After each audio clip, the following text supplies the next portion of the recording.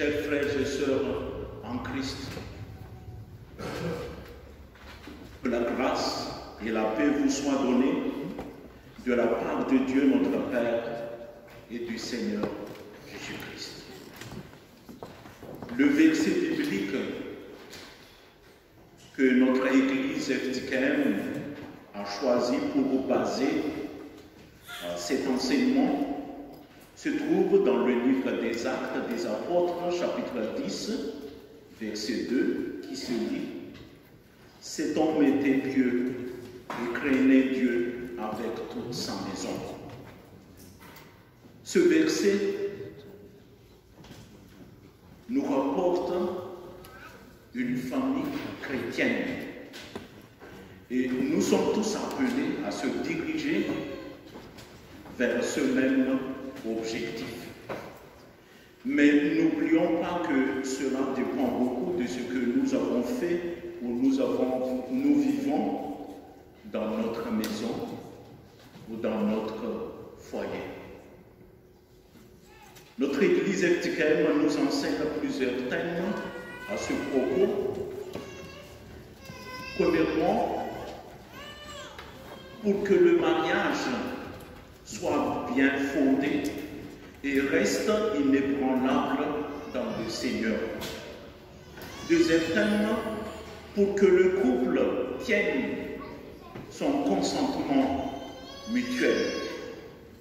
Troisième thème, pour que le père et la mère sachent aimer et éduquer leurs enfants. Et quatrième thème, pour que les enfants vivent selon la parole de Dieu. Et dernier thème, pour que les jeunes soient bien préparés pour leur propre futur foyer. J'ai résumé ces 5 thèmes en 3 parties qui seraient le plan de notre enseignement aujourd'hui. Procédons tout de suite aux premières parties. Pour que le mariage soit bien fondé et reste inébranlable dans le Seigneur. Que devrions-nous faire? Que devrions-nous savoir? Premièrement, le but du mariage. Le but essentiel du mariage est que 2 personnes, un homme et une femme, je précise bien, soient heureuses ensemble et vivent ensemble à la gloire de Dieu. C'est ce que Dieu a voulu dès le commencement. Le mariage n'a pas été inventé par l'homme, mais institué par Dieu lui-même.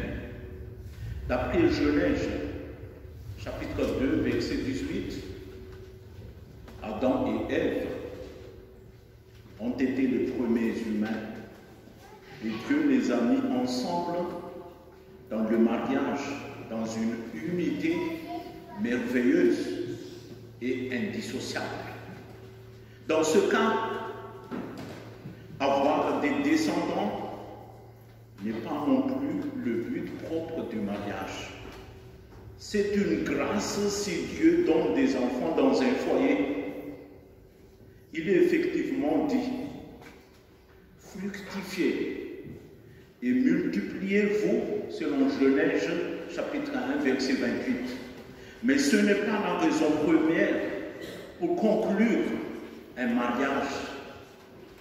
Il y a des mariages sans enfants qui sont très bénis et très heureux. Alors si le couple n'a pas le même but comme Dieu, lorsqu'il a instauré le mariage, ceci va perdre sa valeur est ébranlée. Lorsqu'on demande au couple la raison par laquelle ils se marient, aucune des réponses ne parlait de ce que Dieu nous a donné, le mariage, pour notre bénédiction et notre bonheur. Par exemple, on se marie parce qu'on a été éduqué comme ça. Les femmes se marient parce qu'elles pensent avoir de la sécurité dans le mariage. Il y a des gens qui se marient pour des raisons religieuses, pour des raisons administratives, pour des raisons financières, ainsi de suite. Alors, vous vous êtes mariés pour quelle raison? Deuxièmement, le couple est mis ensemble pour constituer une unité. Le mariage est une unité merveilleuse. D'après Genèse, chapitre 2, verset 24, l'homme laisse-t-il son père et sa mère pour s'attacher à sa femme et ils deviennent une seule chair. L'homme et la femme sont liés l'un à l'autre par l'amour. Un amour qui est orienté vers l'autre. L'amour ne cherche pas son propre intérêt, dit Paul, 1 Corinthiens chapitre 13, verset 5. Cela veut dire que l'égoïsme n'y a aucune place. Dieu ne nous a pas donné le mariage pour y trouver notre épanouissement par nous-mêmes. C'est une école permanente à ne pas être égoïste, mais à vivre pour l'autre. L'amour qui lie deux époux demande justement de faire tout le bien possible à l'autre. Chacun aide son conjoint, il le complète. Être une aide n'est nullement dévalorisant. C'est une grave erreur de penser, par exemple, que la femme n'est là que pour laver la vaisselle, pour faire la cuisine et avoir le souci des enfants et du ménage. Si c'était le cas, Dieu aurait donné aux hommes une servante ou une bonne. Il a disposé l'homme et la femme pour être ensemble, une unité. Et l'amour est un don au conjoint que Dieu veut vous donner. Troisièmement, restez dans le consentement que vous avez fait. L'échange des consentements est le moment le plus important de la célébration des mariages. Il marque l'engagement des deux époux devant Dieu. Le contenu de ce consentement est le suivant d'après notre liturgie FTKM. Devant Dieu et devant l'Église, moi, je promets d'être ton mari ou ta femme et de suivre les règles du mariage chrétien à partir de ce jour jusqu'à ce que la mort nous sépare.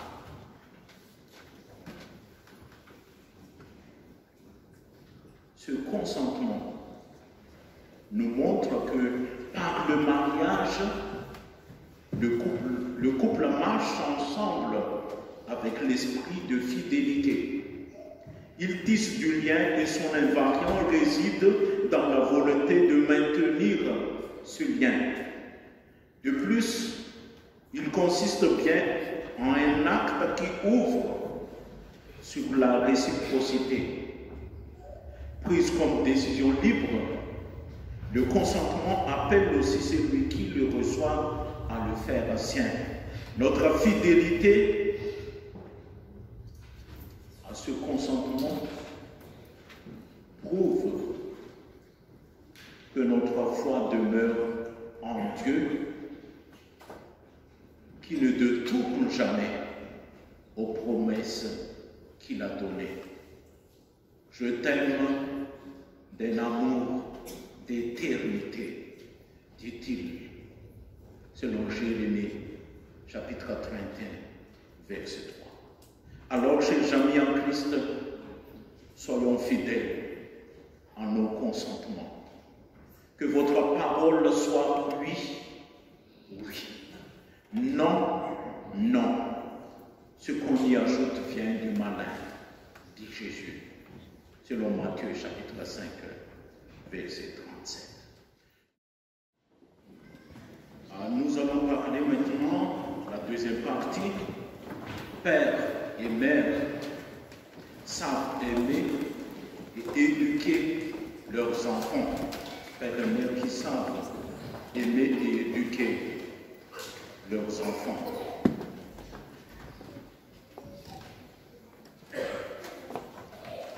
Le Seigneur a donné une grande part de responsabilité aux parents, celle d'éduquer leurs enfants dans la foi. Cette tâche s'avère parfois très compliquée, notamment quand les enfants sont déjà grands. Il est donc important de s'y prendre très tôt, dès que l'enfant est apte à comprendre les choses et commence à discerner le bien et le mal. Voici quelques conseils basiques à suivre. Premièrement, soyez des exemples spirituels. Soyez des exemples spirituels. Chers parents, soyez des exemples spirituels. Les chats ne font pas des chiens. Ah oui.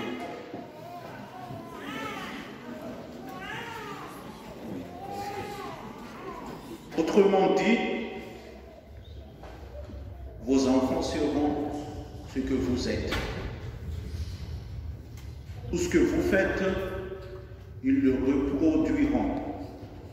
Tout ce que vous dites, ils le diront aussi. C'est pourquoi vous devez être de parfaits exemples et véritables modèles à suivre. Christ en vous, et vous devez en être les parfaits imitateurs.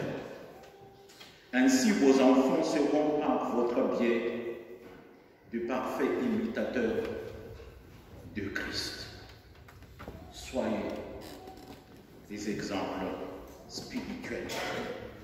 Deuxièmement, instaurer un culte familial. Chers parents, les enfants doivent baigner dans une atmosphère spirituelle. Parlez-leur de Dieu. D'après la recommandation de Dieu à Abraham, selon Deutéronome, chapitre 6, versets 4 à 7, voici ce qui est écrit. Le Seigneur notre Dieu est le Seigneur un. Tu aimeras le Seigneur ton Dieu de tout ton cœur, de tout ton être, de toute ta force. Les paroles des commandements que je te donne aujourd'hui seront présentées à ton cœur. Tu les répéteras à tes fils. Alors, chers parents, lisez la Bible avec eux dès qu'ils en sont capables. par conséquent, les réunions de prière doivent devenir synonymes d'agréables moments en famille. Instaurer un culte familial. Troisième conseil, emmenez-les à l'église avec vous. Chers parents, emmenez vos enfants à l'église avec vous. Ne laissez pas faire la grasse matinée.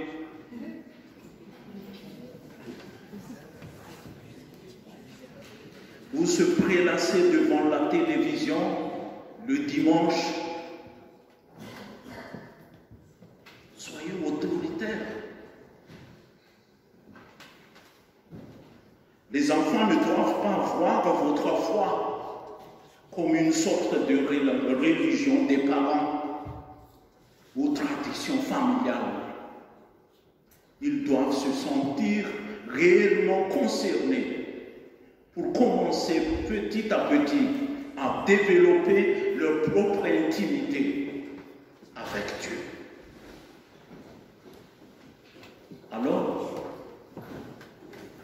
instruire l'enfant selon la voie qu'il doit suivre. Et quand il sera vieux, il ne s'en détournera pas. Proverbe chapitre 2, verset 26. Emmenez-les à l'église avec vous. Quatrième conseil, traduisez la foi de façon pratique au quotidien. Traduisez la foi de façon pratique au quotidien. Être chrétien, c'est le fait d'aller à l'église et lire la parole de Dieu. Être chrétien, c'est le fait d'aller à l'église et lire la parole de Dieu. Et aussi, la foi est aussi le fait d'avoir un mode de vie pieux en accord avec la parole, en accord avec votre assiduité à l'église. Gentillesse, courtoisie, politesse, patience, tempérance, pardon, joie, paix, bonté, tant de qualités que nous devons cultiver et que nos enfants doivent aussi apprendre à développer. Voici ce qui est écrit selon Jacques, chapitre 2, verset 17. Il en est ainsi de la foi. Si elle n'a pas les œuvres, elle est morte en elle-même. Alors, il est important de comprendre que l'enfant a besoin d'être éduqué dès le début de sa vie et qu'il sente qu'il y a des barrières à ne pas franchir. L'enfant doit sentir qu'il y a une discipline et cette discipline est là pour l'aider à grandir comme un tuteur aide à grandir une jeune plante. Chère famille en Christ, l'enfant a besoin d'un cadre qui le sécurise. Et ce cadre, c'est celui du Seigneur, de sa parole et de l'Église et de ce que ses parents remplis de l'Esprit lui donnent comme éducation. Dans les exhortations que Paul donne à la famille, il s'adresse aux enfants en disant « Enfants, obéissez à vos parents dans le Seigneur. Voilà qui est juste. Honore ton Père et ta mère. » Éphésiens chapitre 6, versets 1 et 2. Par contre, enfant ne doit pas être éduqué dans une atmosphère légaliste et dure. Il doit être éduqué dans l'amour.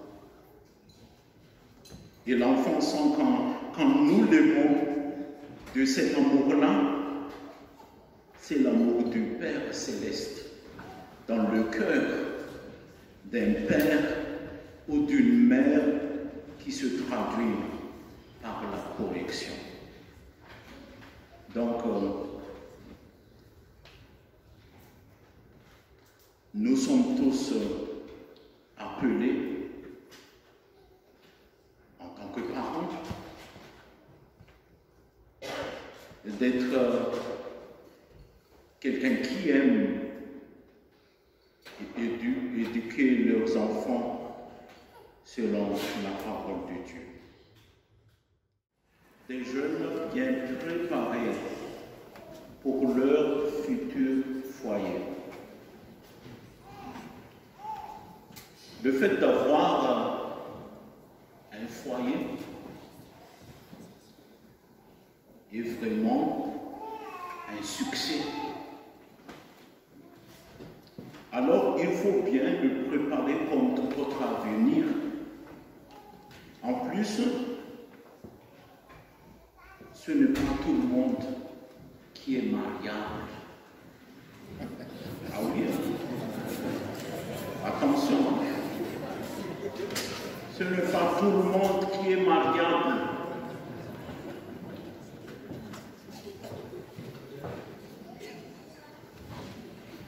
Donc, premièrement,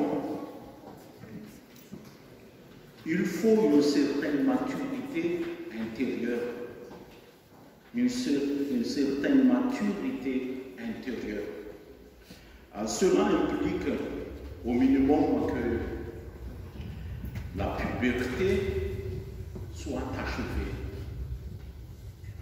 La capacité de procréer ne signifie bien sûr pas automatiquement qu'on est apte au mariage.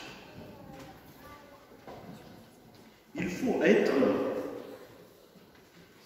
en mesure de quitter l'environnement qu'on a eu jusqu'ici et être en mesure de se détacher émotionnellement de vos parents.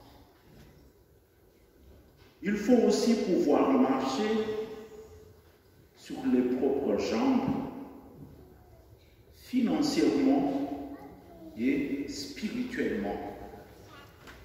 Et comme couple, évidemment, vous êtes une unité autonome. Il faut une certaine maturité intérieure. Ensuite, il faut être capable d'assumer les responsabilités. Il est important que vous puissiez prendre des décisions autonomes, intellectuellement et spirituellement. Vous devez être capable d'assumer et prêt à assumer des responsabilités. Si des enfants naissent par exemple, en tant que jeune parent, vous devez être en mesure d'élever vos enfants, non seulement économiquement parlant, mais également intellectuellement et spirituellement. L'éducation de vos enfants, la sécurité de votre foyer, votre vie familiale sont exclusivement du ressort de votre responsabilité. Alors, il faut être capable d'assumer les responsabilités. Aussi, il faut être capable d'un véritable amour. Il faut être capable d'un véritable amour. Chers jeunes, il faut qu'il ait la capacité et la disposition à ce qu'un vrai amour soit présent. Pour cela, les hommes ont justement et souvent besoin de plus de temps que les femmes. C'est une grande erreur de penser que la relation sexuelle est le plus important dans un couple. Beaucoup se sont détruits sur cette erreur. Ce n'est que quand cet amour est mûr que vous pouvez réellement jouir de la relation sexuelle dans le mariage. C'est pourquoi le temps préparatoire est un temps si important. Le mariage, chers jeunes, n'est pas une communauté d'objectifs. Il n'est pas non plus, en première ligne, une relation sexuelle. Cette relation s'y rajoute incontestablement car elle est un merveilleux don de Dieu qu'il nous a donné pour notre joie. Dans ce cas, le mariage a été donné par Dieu, non pas comme une liaison de type boulon et cou, mais de type adhésif, qui ne se modifie pas et ne se défait pas. L'adhésif par lequel le mariage devient une unité indissociable est l'amour. Nous devons être aptes et prêts pour cet amour quand nous nous occupons de la question du bon conjoint. Voilà les trois postures que vous devez avoir quand vous pensez à se marier, chers jeunes. Mais le problème vient souvent au sujet de ceux ou celles que nous choisissons. J'aimerais vous aider comment faire pour choisir le bon conjoint ou la bonne conjointe. Cela se produit à double côté. Il y a ce que j'appelle le côté de Dieu et le côté de l'homme. Premièrement, le côté de Dieu. Le premier côté est que le conjoint avec qui nous allons vivre vient de Dieu. Dieu voit le désir d'un conjoint et a la bonne réponse pour ce désir. C'est Dieu qui a vu qu'Adam était seul. C'est pourquoi il dit, il n'est pas bon que l'homme soit seul. Je lui ferai une aide qui lui corresponde. Genèse chapitre 2, verset 18. Adam ne pouvait pas pourvoir à ce besoin. Le contexte dans lequel cela est relaté est intéressant. Les différents animaux étaient venus vers Adam et il leur avait donné un nom selon Genèse chapitre 2, verset 20. Adam avait vu que Dieu avait fait des mâles et des femelles. Peut-être avait-il pensé qu'il est étrange que les animaux viennent par paire et il n'y a que moi qui suis seul. Or Dieu y a pourvu. Il voulait donner une femme à Adam avec laquelle il puisse avoir communion. Et Dieu voulait même lui donner davantage car la femme devait lui correspondre. Il devait être heureux avec elle. Adam avait d'ailleurs bien compris que la femme venait de Dieu. La femme que tu m'as donnée, dit-il, selon Genèse chapitre 3, verset 12. Alors Dieu veut nous donner aussi le mari approprié et la femme appropriée. Mais il faut de la confiance en lui, qu'il nous donne le bon conjoint. Salomon dit, le roi, maison et richesse sont l'héritage des pères, mais une femme sage vient de l'Éternel, selon Proverbe 19, verset 14. Donc, un conjoint est un don de Dieu, et nous prions pour cela.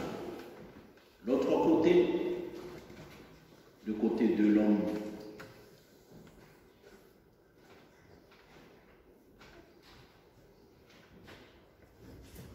ce côté, c'est celui de notre propre recherche. Nous ne sommes pas nullement condamnés à rester inactifs dans l'attente. Cela relève tout à fait de notre responsabilité que de chercher le bon conjoint. Et jusqu'ici, il n'est tombé aucun papier du ciel nous disant qui épouse, et ça ne changera pas. Tu ne reçois pas un email subit ou figure le nom du conjoint. Ce n'est sûrement pas la manière dont les choses se passent. Il est question de trouver, chers amis en Christ, question de trouver dans la Bible en rapport avec le sujet du choix d'un conjoint. Une femme vertueuse qui la trouvera. Un homme fidèle qui le trouvera. Au Proverbe 31, verset 10, Proverbe 20, verset 6. Pour trouver, alors, il faut chercher. C'est notre côté. Mais attention, quand tu veux trouver une femme sage, par exemple, cette femme vient de l'Éternel d'après Salomon. Cette femme vient de l'Éternel et elle se trouve dans la maison de l'Éternel. Donc, l'endroit qu'on peut la trouver est à l'église, mais non pas dans la boîte de nuit, par exemple, ainsi de suite. Au début de l'Exode, on voit un homme de la maison de Lévi qui alla et prise une fille de Lévi. Il n'a pas entendu simplement tranquillement que quelque chose se passe. Non, il a été actif lui-même. Comme avec le serviteur d'Abraham qui devait chercher une épouse pour Isaac, selon Genèse chapitre 24. Dieu a tout fixé à l'avance, cependant rien ne se serait passé si le serviteur n'était pas parti en recherche. Ces jeunes de notre Église, ces deux côtés, d'un part Dieu qui agit et d'autre part notre responsabilité, ne se contredisent nullement. Au contraire, ils se complètent. Dans Psaume 27, verset 4, David écrit « J'ai demandé une chose à l'Éternel et je le recherche. » Rechercher implique qu'on vise un objectif. Rechercher implique qu'on vise un objectif, qu'on se donne de la peine. Mais si le Seigneur ne vous a pas donné encore de conjoint, ne voit pas un désavantage, mais un avantage. Pourquoi? Vous avez la chance de mieux servir le Seigneur. C'est le point décisif traité en 1 Corinthiens chapitre 7 qui se lit. Celui qui se marie doit trouver du temps pour s'occuper de son couple. En ce sens, le mariage lui coûte quelque chose. Vous devez beaucoup investir. Celui qui ne se marie pas a davantage de temps libre. Mais libre pourquoi? Pour lui-même? Non. Pour le Seigneur. Celui qui ne se marie pas doit utiliser cet état pour le Seigneur.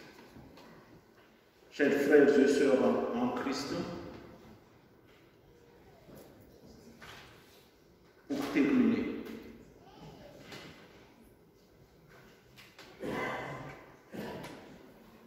souvenez-vous que Dieu a donné le mariage pour la vie commune de l'homme et de la femme. Il l'a fait pour notre profit. Les aiguillages qui mènent une telle relation dans la direction de la bénédiction ou dans celle de la malédiction se manœuvrent souvent très tôt. C'est pourquoi manœuvrez-les correctement. Dieu voudrait vous voir heureux. Il a tout fait pour que vous puissiez le devenir. Si nous l'écoutons, il aura bonheur et profonde joie. Soyez bénis.